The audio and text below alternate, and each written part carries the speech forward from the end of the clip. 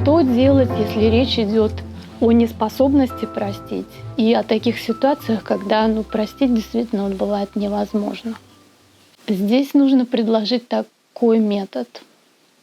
Нужно, во-первых, понять, что акт прощения — это действие на метафизическом уровне, а не на физическом.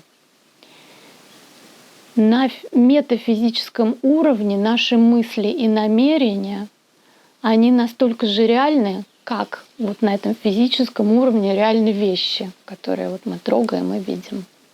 Здесь мы своих мыслей и намерений не видим, мы существуем в пространстве времени, мы видим вещи, но мысли и намерения мы не видим.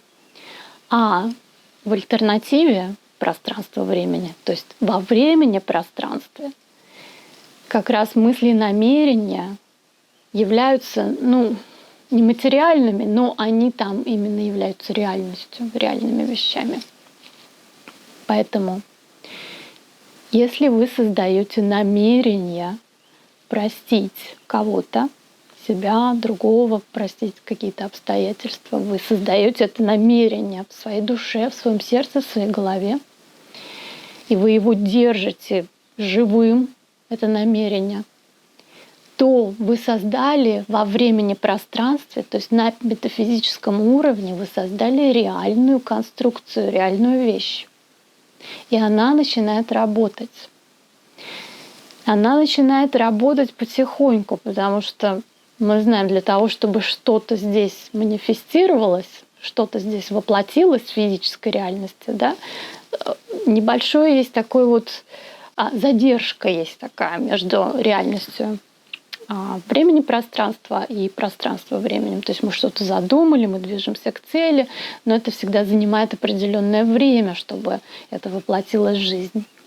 Так вот, то, как ваше прощение начнет воплощаться в физической реальности, тоже может занять некоторое время. Главное поэтому на этом сфокусироваться и не забывать об этом. То есть каждый раз, когда у вас возникли, знаете, как мысли бывают, бегают по одному и тому же алгоритму, вы там что-то готовите на кухне и вспомнили какого-то человека, который вызывает у вас нехорошие воспоминания, вы его не можете простить, и у вас чисто механически начинают те же самые мысли гоняться, как он плохой, как он тогда мне плохо сделал. Вот главное в это время проснуться, потому что вы как во сне это повторяете, эти слова по нейронной цепочке у вас ток гоняется в мозгу по одной и той же. Вам нужно проснуться, подумать: так, я принял решение, я вообще-то прощаю этого человека. Все, я не хочу себя связывать с ним кармой, я не хочу себя связывать с подобными людьми, с подобными ситуациями, для того, чтобы меня эти люди и ситуации привели к прощению другим способом, другим путем. Я этого не хочу, я прощаю, я отпускаю. Чистосердечно. То есть вы приняли такое решение, вы это намерение создали, и каждый раз, когда у вас пошли механические мысли опять в ту сторону, что вы не прощаете, вы проснулись, напомнили себе: нет, я его прощаю. Вздохнули, открыли свое сердце, насколько можете, все, переключились. И так каждый раз, включая это намерение осознанное, совершить акт прощения, вы работаете на метафизическом уровне.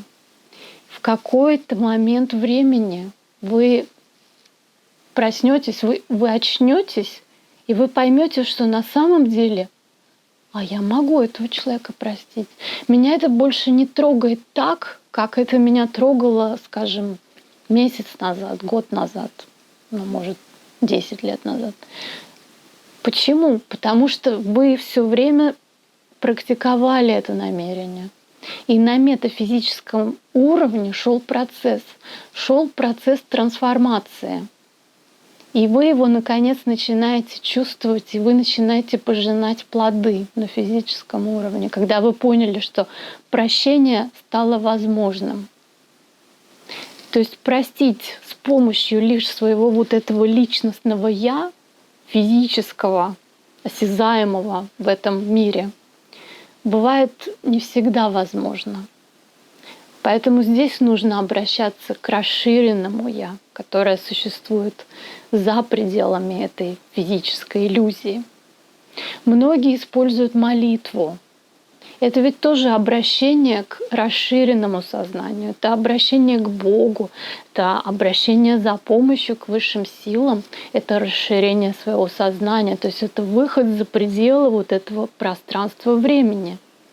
В этой молитве вы просите о том, чтобы вам помогли и позволили простить этого человека или самого себя. Таким образом, вы заряжаете это намерение простить, это метафизическое намерение. Вы его заряжаете, вы его запускаете в работу, и оно работает, если вы продолжаете этим заниматься.